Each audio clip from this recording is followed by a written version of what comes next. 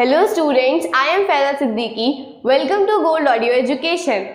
आज हम पढ़ेंगे class 10th mathematics chapter 3 pair of linear equations in two variables. Pair of linear equations in two variables. पहले हमने 8th class में पढ़ा linear equations in one variable, फिर हमने 9th में पढ़ा linear equation in two variables. अब 10th class में चैप्टर का नाम है pair of linear equations in two variables. सबसे पहले तो जो भी चैप्टर का नाम है उसका मतलब समझना ज़रूरी है। पेयर से आपको पता है कि दो चीज़ों की बात हो रही है, ठीक है। मतलब किसी चीज़ की जोड़ी है, जिस भी चीज़ की बात कर रहे हैं वो दो हैं। यहाँ पर बात हो रही है लीनियर इक्वेशंस की, इसका मतलब यहाँ पर दो लीनियर इक्वेशंस हैं। Pair of linear equations. Linear equation मतलब लीनियर जिसकी डिग्री 1 हो, जिसमें वेरिएबल की हाईएस्ट पावर 1 हो, वो क्या होती है? Linear equation. जिसमें भी इक्वल का साइन हो वो equation. In two variables. Two variables का मतलब जिसमें दो वेरिएबल्स हो। वेरिएबल्स क्या होते हैं? जैसे एक्स वाई, जिनकी कोई फिक्स वैल्यू नहीं होती है, चेंज होती रहती है। तो वैसे ही टू वेरिएबल्स मतलब हो सकता है कि एक्स वाई हो सकता है ए बी हो, पी क्यू, कुछ भी हो सकता है। मतलब कोई भी दो वेरिएबल्स होंगे, उनकी वैल्यू चेंज होती रहती है, वो लीनियर इक्वेशंस में होंगे। और वो लीनियर इक्वेशंस कैसी होंगी? पेयर में होंगी। मतलब दो दो लीनियर इक्वेशंस की हम यहाँ पर बात करेंगे। तो चलिए स्टार्ट करते हैं। चलिए इसे एक स्टोरी से समझते हैं। एक लड़की है अखिला, वो एक जगह फेयर में गई। वहाँ पर बहुत सारे डिफरेंट स्टॉल्स थे, गेम्स थे, बहुत सारी चीज़ें थी। उसने वहाँ पर जॉइंट व्हील पर राइड करी और हुपला गेम खेला। हुपला गेम वो होता है जिसमें जो पर्सन खेल रहा होता है उसके पास एक रिंग होती है, उसे थ्रो करना होता है स्टॉल पर, और स्टॉल पर बहुत सारे ऑब्जेक्ट्स रखे होते हैं। जिस भी ऑब्जेक्ट को वो रिंग कंप्लीटली कवर कर लेती है वो आपको मिल जाता है। इसी तरीके से उसने गेम खेला और राइड करी। तो जॉइंट व्हील पर राइड करने की कॉस्ट थी 3 रुपीज़ और हुपला गेम खेलने की कॉस्ट थी 4 रुपीज़। मतलब एक चांस अगर वो हुपला गेम खेलेगी तो उसे 4 रुपीज़ देने पड़ेंगे, और अगर वो राइड कर रही है जॉइंट व्हील पे तो उसे 3 रुपीज़ देने पड़ेंगे। जितनी बार उसने जॉइंट व्हील पर राइड करी उसके हाफ टाइम्स उसने हुपला गेम खेला। मतलब अगर उसने 10 टाइम्स राइड करी तो 5 टाइम्स हुपला गेम खेला, या अगर उसने 3 टाइम्स गेम खेला तो 6 टाइम राइड करी। डबल और हाफ, समझ गए? अब क्या आप ये बता सकते हैं कि उसने कितनी बार राइड करी और कितनी बार गेम खेला? अगर आपको ये पता हो कि उसने पूरी फेयर में सिर्फ यही दो चीज़ें करी हैं और सिर्फ 20 रुपीज़ ही उसने स्पेंड करे हैं। देखिए, इसको करने के दो तरीके हैं। या तो आप गेस करेंगे कि उसने अगर एक बार राइड करी होगी तो क्या ये पॉसिबल है, तो फिर हाफ टाइम उसने हुपला गेम कैसे खेला होगा? नहीं, मतलब उसने 2 टाइम्स राइड करी और 1 टाइम हुपला गेम खेला। फिर 3 टाइम्स उसने राइड करी, तो ये तो नहीं हो सकता कि वो 1.5 टाइम हुपला गेम खेले। तो उसने 4 टाइम्स राइड करी, 2 टाइम्स हुपला गेम खेला। ये गैसिंग मेथड है। लेकिन अगर आप चाहें तो अपनी 9th क्लास की नॉलेज को भी यूज कर सकते हैं। Linear equations in two variables, उसमें हमने क्या पढ़ा था? जो चीज़ हमें पता नहीं हो उसको लेट कर लेते हैं। हमने 8th क्लास में भी पढ़ा है, जो चीज़ हमें पता नहीं होती उसे हम लेट कर लेते हैं। यहाँ पर हमें दो केसेस मिल रहे हैं। ऐसी सिचुएशंस में हम linear equations in two variables use करेंगे। देखिए, सबसे पहले हम लेट कर लेंगे जो चीज़ हमें पता नहीं है। हमें क्या नहीं पता है? Let the number of rides she had be x, let the number of times she played hoopla be y. मतलब जितनी बार उसने राइड करी उस नंबर को हमने x मान लिया कि x टाइम्स उसने राइड करी है, और जितनी बार उसने हुपला गेम खेला उसको हमने y मान लिया कि y टाइम्स उसने हुपला गेम खेला है। केस 1। फर्स्ट केस में आपको ये पता है कि जितनी बार उसने राइड करी है उसके हाफ टाइम्स उसने हुपला गेम खेला है। जितनी बार उसने राइड करी है मतलब x times is equal to उसके हाफ टाइम्स उसने हुपला गेम खेला है। मतलब y कब आएगा? जब हम x को हाफ कर देंगे, मतलब हाफ इंटू एक्स, या फिर हम क्या लिख सकते हैं? x/2 is equal to y। अगर हम इसको और सिंपल करना चाहें, इसे डिवाइड में ना रखें, तो हम ये भी बोल सकते हैं कि 2y is equal to x। कैसे? अभी मैंने बोला था कि अगर उसने 10 टाइम्स राइड करी है तो 5 टाइम्स गेम खेला है, या 5 टाइम्स गेम खेला है तो 10 टाइम्स राइड करी है। जब हम इसको 10 और इसको 5 बोल रहे हैं तो इसका मतलब ये है कि हम 10 का हाफ कर रहे हैं। जैसे यहाँ पर हमने x का हाफ करा, डिवाइडेड बाय 2, हाफ कर दिया तो हमें y मिल गया। वैसे ही अगर हम y का डबल कर देंगे तो हमें x मिल जाएगा। देखिए ये 2 यहाँ पर डिवाइड में था लेफ्ट हैंड साइड पे, राइट हैंड साइड पे मल्टीप्लाई में चला गया, इसलिए क्या हो गया 2y is equal to x। ये हमारी फर्स्ट इक्वेशन है। केस 2 में हमें ये पता है कि हर एक राइड के लिए उसने 3 रुपीज दिए और हर एक चांस हुपला गेम की प्ले करने के लिए उसने 4 रुपीज दिए और टोटल उसने कितने स्पेंड करे 20 रुपीज। तो उसके लिए हम कैसे लिखेंगे? देखिए अगर उसने एक बार राइड करी तो 3 into 1 3 रुपीज उसने दिए, 2 बार राइड करी तो हम कॉस्ट से मल्टीप्लाई कर देते हैं, तो हमें वही करना है 3 into 2 6 हो जाएगा। वैसे उसने x टाइम्स राइड करी तो कितना होगा 3 into x 3x। यहाँ पर हुपला गेम उसने y टाइम्स खेला है और 4 रुपीज उसकी कॉस्ट थी, तो कॉस्ट से मल्टीप्लाई कर देंगे प्लस 4y। अब मैंने यहाँ पर प्लस क्यों करा? क्योंकि इन दोनों को मिलाकर उसने 20 रुपीज खर्च करे हैं, इक्वल टू 20। ये हमारी सेकेंड इक्वेशन। अब देखिए ये भी लीनियर इक्वेशन है क्योंकि इसमें वेरिएबल की पावर 1 है, ये भी लीनियर इक्वेशन है क्योंकि इसमें वेरिएबल की पावर 1 है। 2 वेरिएबल्स हैं इसमें भी, 2 वेरिएबल्स हैं इसमें भी, और ऐसी कितनी इक्वेशंस हैं? 2। इसका मतलब pair of linear equations in 2 variables. देख लीजिए, स्क्रीनशॉट लेना हो तो स्क्रीनशॉट ले लीजिए या नोट करना हो तो नोट कर लीजिए, फिर हम देखते हैं कि अब क्या होगा। सबसे पहले हम ये देखते हैं कि हमारे पास कौन कौन से मेथड्स हैं। Pair of linear equations in 2 variables को सॉल्व करने के लिए 4 मेथड्स हैं हमारे पास: graphical method, substitution method, elimination method और रिड्यूसिंग मेथड। चारों मेथड से हम pair of linear equations in 2 variables को सॉल्व कर सकते हैं। चलिए तो फिर हम सबसे पहले ग्राफिकल मेथड से स्टार्ट करते हैं और इस क्वेश्चन को हम सॉल्व करते हैं ग्राफिकल मेथड से। ग्राफिकल मेथड से आपको ऐसा लग रहा होगा कि कुछ ग्राफ से रिलेटेड है। सही है, ग्राफ से ही रिलेटेड है, लेकिन उसके लिए पहले हमें सॉल्यूशंस निकालने होंगे, फिर उन सॉल्यूशन से हम ग्राफ बनाएंगे। अब सॉल्यूशंस कैसे निकालेंगे? जब हमें यहाँ पर इक्वेशन दी है और उसमें 2 वेरिएबल्स हैं, अगर हमें एक की वैल्यू पता हो तो दूसरे की वैल्यू पता चल जाएगी अपने आप ही। मतलब अगर यहाँ पर y 1 हो तो 2 1 जा 2, x की वैल्यू क्या हो जाएगी 2। बस हमें यही करना है, यहाँ पर वैल्यूज पुट करनी है अपने मन से, जो भी आपको लगे। लेट कर लीजिए, इसकी वैल्यू आपने लेट कर ली तो आपको ये पता चल जाएगा, इसकी वैल्यू लेट कर ली तो ये पता चल जाएगा। चलिए तो फिर करते हैं। सबसे पहले क्या करें, y को 0 मान लेते हैं। देखिए 0 कई बार ऐसा होता है, जैसे ये मल्टीप्लाई में अगर आपने इसको 0 मान लिया तो ये पूरा 0 हो जाएगा, तो x भी 0 हो जाएगा।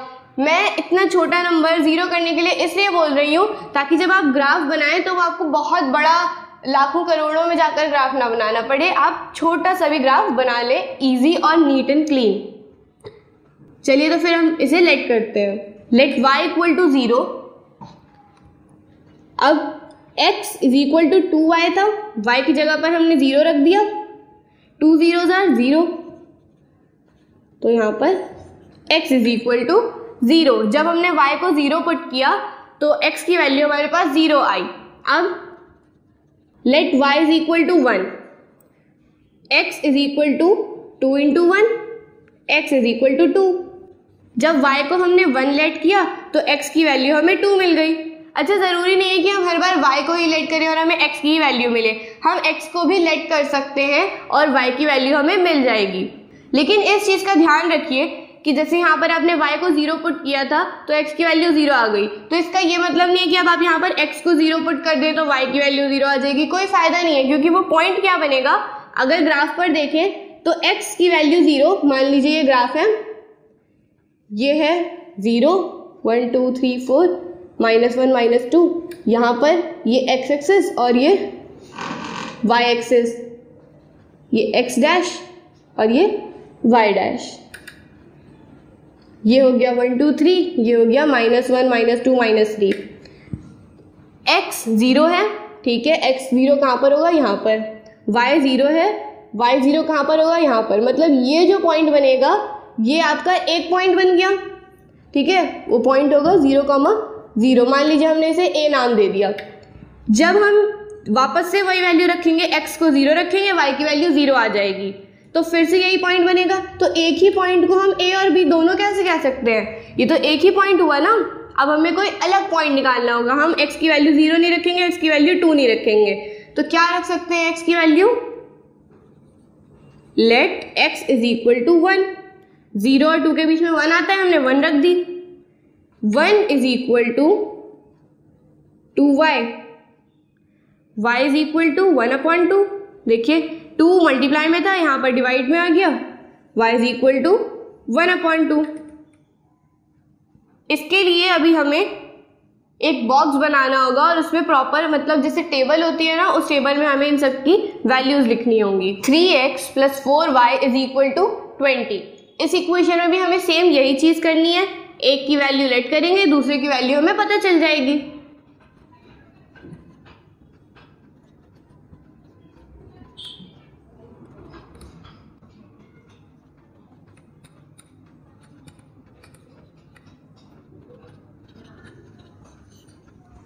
यहां पर हमने क्या करा, let x is equal to 0।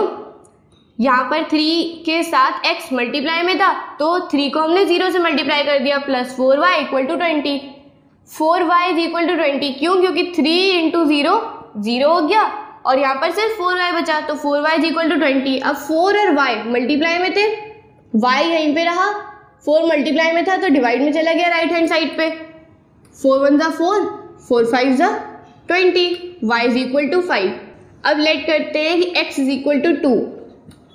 Late x is equal to 2, तो क्या होगा, 3 2 = 6 plus 4y is equal to 20।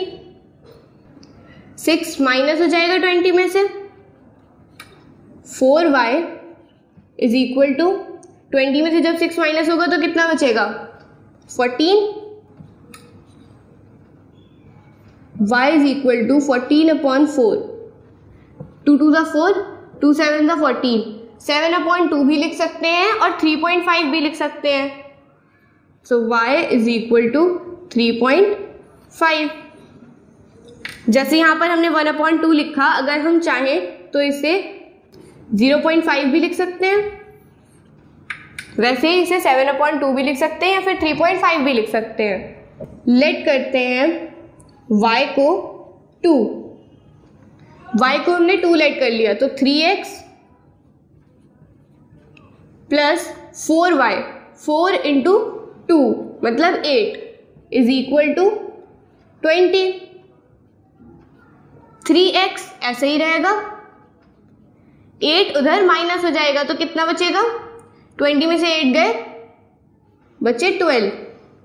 3 divide में जाएगा यहाँ पर, 3 1 = 3, 3 4 = 12। x is equal to 4। यहाँ पर हमने y की वैल्यू रखी 2, x की वैल्यू आ गई 4।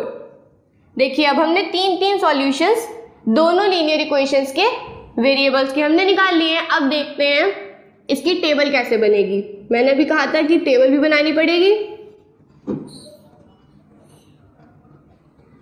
देखिए इसमें हमने x की वैल्यू रखी, y की मिल गई, y की वैल्यू रखी तो हमें x की मिल गई, तो x और y। जब हमने y की वैल्यू 0 रखी तो हमें x की वैल्यू भी 0 मिली। जब y की वैल्यू 1 रखी तो x की वैल्यू 2 मिली। जब x की वैल्यू 1 रखी तो y की वैल्यू 0.5 मिली। तो इसके सॉल्यूशंस क्या होंगे, 0,0, 2,1, 1,1/2 या 0.5 भी लिख सकते हैं। ऐसे ही हमने इस इक्वेशन की भी टेबल बना ली, जो जो वैल्यूज थी वो वैल्यूज लिख ली। तो इसके पॉइंट्स के कोऑर्डिनेट्स क्या होंगे, 0, y, 2, 3.5, 4,2। अच्छा, हमने ऐसे क्यों लिखा कि पहले हमने 0 लिखा फिर 0 लिखा? चलिए, इसमें तो कोई बात नहीं। यहाँ पर हमने 2 पहले लिखा 1 बाद में लिखा, क्योंकि वो ऊपर है इसलिए? नहीं, हमेशा पहले x की वैल्यू लिखेंगे फिर y की वैल्यू लिखेंगे। किसी भी पॉइंट के कोऑर्डिनेट, अब मान लीजिए कोई पॉइंट है A, तो उसके कोऑर्डिनेट्स क्या होंगे? x, y। कभी भी y, x नहीं होता है, x, y होंगे। तो इसलिए हमने कैसे लिखा? 0,5, पहले x की वैल्यू फिर y की वैल्यू। देखते हैं इसका ग्राफ कैसे बनेगा। पहले इसे नोट कर लीजिए, या स्क्रीनशॉट लेना हो तो स्क्रीनशॉट ले लीजिए, फिर हम इसका ग्राफ बनाते हैं। वैसे तो ये ग्राफ आप ग्राफ पर ही बनाएंगे, ग्राफ पेपर पर ही बनाएंगे। यहाँ पर मैंने बोर्ड पर बनाया है, तो इसमें ब्लॉक्स नहीं है, तो मैंने अपने आप से स्ट्रेट लाइंस खींच के और इसे बना लिया है। देखिए, पॉइंट्स को लोकेट कैसे करना है ग्राफ पर, वो मैं आपको सिखा रही हूँ, आप करिएगा ग्राफ पेपर पर ही। कोई सी भी टेबल ले लीजिए इसमें से। अगर हम इस वाली टेबल की बात करें तो इसमें पॉइंट्स क्या क्या हैं? 0,5। 0,5 में 0 है x की वैल्यू और y की वैल्यू है 5। 0 कहाँ है? ये x एक्सिस है, ये y एक्सिस है। x, x dash, y, y dash. x axis पे 0 कहाँ है? यहाँ पर। 5 कहाँ है? y एक्सिस पे। ये y एक्सिस है, नीचे नेगेटिव और ऊपर पॉजिटिव। यहाँ पर हमें ऐसा पॉइंट देखना है जहां पर x 0 हो और y 5 हो। यहाँ पर y 5 है, ये तो हमें पता है, और x 0 है, ये भी हमें पता है। देखिए, x एक्सिस पे 0 और y एक्सिस पे 5, तो ये एक पॉइंट हो गया। दूसरा पॉइंट है 2,3.5। x एक्सिस पे 2 मतलब यहाँ पर, और y एक्सिस पे 3.5 मतलब 3 और 4 के बीच में। यहाँ पर 4,2, x एक्सिस पे 4 और y एक्सिस पे 2। यहाँ पर कहीं पर आप ग्राफ पर बनाएंगे पेंसिल और स्केल से तो वो अच्छा बनेगा और आपको सही समझ में भी आएगा। आप इन तीनों पॉइंट्स को स्केल से ज्वाइन कर दीजिए। ये आगे भी स्ट्रेट जाएगी लाइन और पीछे भी आप जितना चाहें एक्सटेंड कर सकते हैं। ये जो लाइन है, इस पे जो पॉइंट्स हैं उनके कोऑर्डिनेट्स लिखना ज़रूरी है। आप चाहें तो इन पॉइंट्स को नाम दे सकते हैं A, B, C। A के कोऑर्डिनेट्स है 0,5, B के कोऑर्डिनेट्स है 2,3.5, C के कोऑर्डिनेट्स हैं 4,2। इतना समझ में आ गया? उसके बाद हम दूसरी इक्वेशन के पॉइंट्स देखेंगे कि उनके क्या क्या कोऑर्डिनेट्स हैं।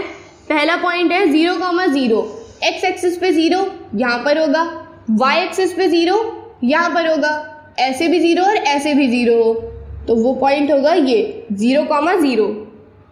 2,1, x एक्सिस पे 2 और y एक्सिस पे 1 यहाँ पर होगा। 1,0.5, x एक्सिस पे 1 और y एक्सिस पे 0.5 मतलब 0 और 1 के बीच में यहाँ पर।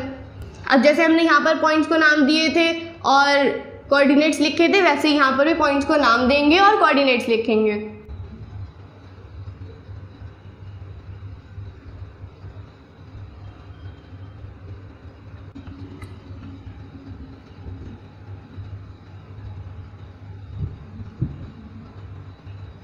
A dash, B dash, C dash. आप चाहें तो PQR ले सकते हैं या कुछ भी ले सकते हैं। मैंने यहाँ पर A डैश, B डैश और C डैश लिया है, A डैश, B डैश और C डैश लिया है पॉइंट्स को। अब एक और इम्पॉर्टेंट बात, यहाँ पर 2 लाइंस बन गई ग्राफ पर।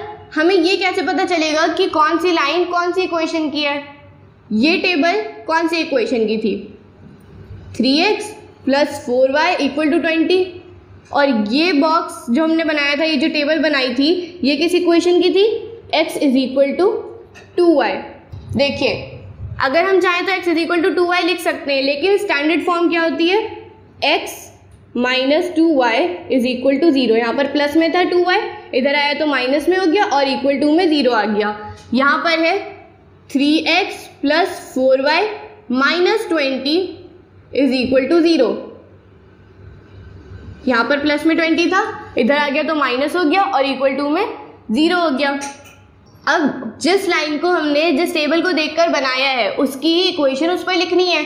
यहाँ पर इतनी स्पेस नहीं है कि हम यहाँ पर या यहाँ पर इक्वेशन लिख सकें, तो हम चाहें तो एरो बनाकर भी लिख सकते हैं। जैसे इस लाइन की इक्वेशन है 3x plus 4y minus 20 is equal to 0, और इस लाइन की इक्वेशन है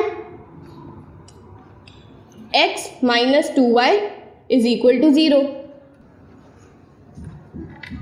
तो इस तरह आपका ग्राफ बन जाएगा। जब आप ग्राफ पेपर पे बनाएंगे तो वो और ज़्यादा अच्छा बनेगा। स्केल से लाइन ड्रॉ करेंगे तो एकदम स्ट्रेट लाइंस भी होंगी और सारी चीज़ें क्लियर दिखेंगी। लेकिन इस बात का ध्यान रखना है कि जब भी आप ग्राफ बनाएं तो उसे नीट और क्लीन बनाएं ताकि वो अच्छे से समझ में आए। तो मुझे लगता है कि इस वीडियो के लिए इतना काफ़ी है। आई होप कि आप लोगों को ग्राफिकल मेथड अच्छे से समझ में आ गया होगा। अगर आपको ये वीडियो पसंद आई है तो इसे लाइक करें, शेयर करें, या इससे रिलेटेड कोई भी डाउट हो तो आप कमेंट सेक्शन में मुझसे पूछ सकते हैं। I will clear your doubt. अगर आपने गोल्ड ऑडियो एजुकेशन चैनल पर पहली बार वीडियो देखी है तो प्लीज़ इसे सब्सक्राइब करें और बेल आइकन दबाना ना भूलें ताकि मेरी सभी लेटेस्ट वीडियोज़ की नोटिफिकेशन सबसे पहले आप तक पहुँचे। चलिए मिलते हैं नेक्स्ट वीडियो में इसी चैप्टर के कुछ और इम्पोर्टेंट टॉपिक्स के साथ। तब तक के लिए keep smiling, enjoy your life, bye, thanks for watching.